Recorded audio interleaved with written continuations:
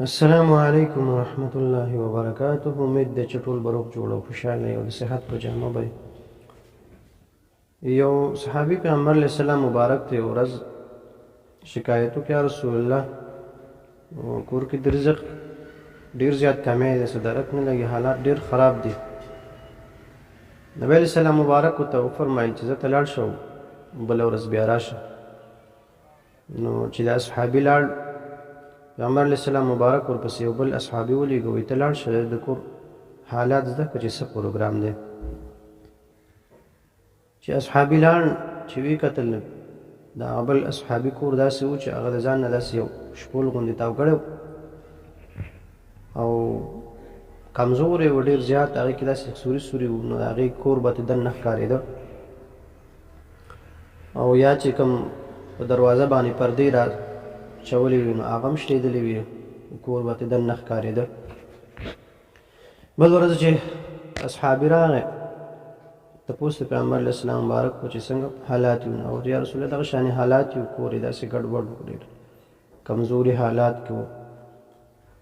هغه صحابي چې بیا راغی پیغمبر علیه السلام مبارک ورته فرمایي دا تاسو چې کوم شپول د ځان نه تاو کړی ګیر چاپېره، دا کوم کور دی ستاسو، دې کې چې دا کومې سوړي وغیره دي دا بند دی که، او دا چې کومه پرده ده نو مطلب دا هم برابر که. نو اصحابي لاړه هغه شان یې وکړل. څو کلونه پس بیا راغی پیغمبر علیه السلام مبارک ته تپوس کړي چې څه صورت حال دی.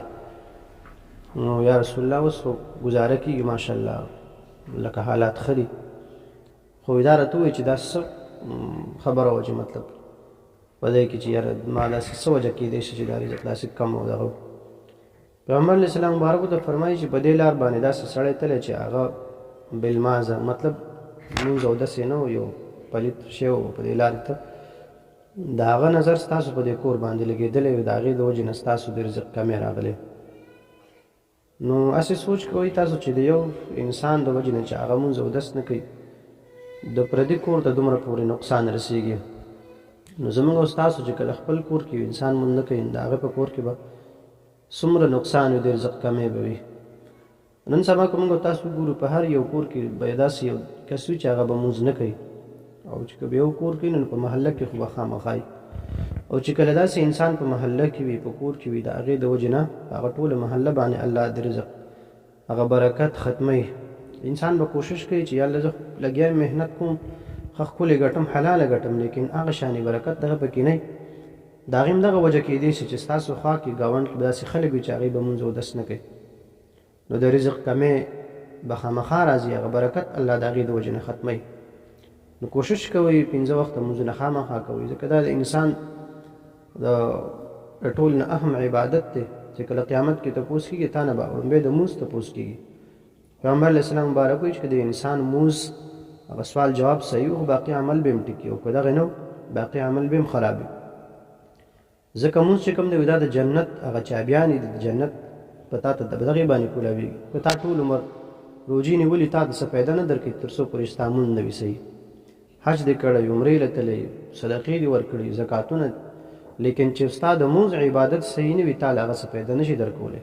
ځکه څرنګه چې یو تاله په پردی چابي نه کولاوېږي په بله باندې، نو دغرنګې تا ته جنت د هغه د روجو په چابي باندې نه کولاوېږي یا د زکات په دې باندې، تر څو پورې ستا سره د مونځ هغه چابي نه وي. نو مونځ کوئ، زمونږ او ستاسو د ټولو نه اهم دغه دا دی، مطلب چې کله زمونږ او ستاسو رزق کې کمی وي هغه ټوله وجه هم دقه کېدی شي چې موږ او ستاسو هغه مونځ او دس نشته، په خپله مینو په ګاونډ کې نشته، نو د یو انسان د وجې نه دومره محلې او ټول خلک هغه په عذاب کې مبتلا کېږي. نو لہذا کوشش کوئ چې مونځ خامخا کوئ، ځکه دا ډېر یو عظیم عبادت دی. په دې کې د انسان سره الله د رزق وعدې کړی دي. موږ بیا خلک حکمرانان بدنامو، دا دي دا دي ګراني ده، هېڅ هم نشته. که موږ او تاسو سم شو په خپله باندې هر څه برابر وي، او که نه موږ او تاسو سم نه وو همدغه رنګ یو زموږ ستاسو دا عمل وي، نو دې نه باندې بدتر حکمرانان راځي. ځکه پیغمبر علیه السلام مبارک فرمایي چې اعمالکم عمالکم، ستاسو د عملونو په وجه په تاسو باندې حکمرانان راځي.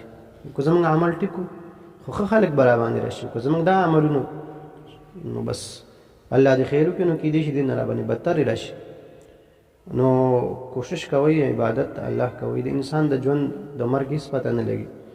نن ژوندی وي نو سبا به نه وي، که سبا ژوندی وي بله ورځ به نه وي. بس یو چانس دی درته د زندګۍ او الله را لیږلي وي دنیا ته، خپل مقصد وپېژنئ او مقصد حاصل کړئ، په هغې باندې روان شئ او د خپل مقصد حاصلولو کوشش وکړئ چې زموږ مقصد دنیا ته راتلل څه دي. الله وایي ما انسانان او پیریان هسې حبس نه دي پیدا کړی چې مطلب دی د راشي دنیا ته بس هغه زندګي د تاریخ خپلې خرمستۍ دي کوي، بلکې د خپل عبادت دپاره مې پیدا کړي. پوه شوې؟ نو زموږ او ستاسو دنیا ته راتلل هغه د الله عبادت، تابعداري د رسول او د سنت او عمل مطابق زندگی تیرول دي بارونو.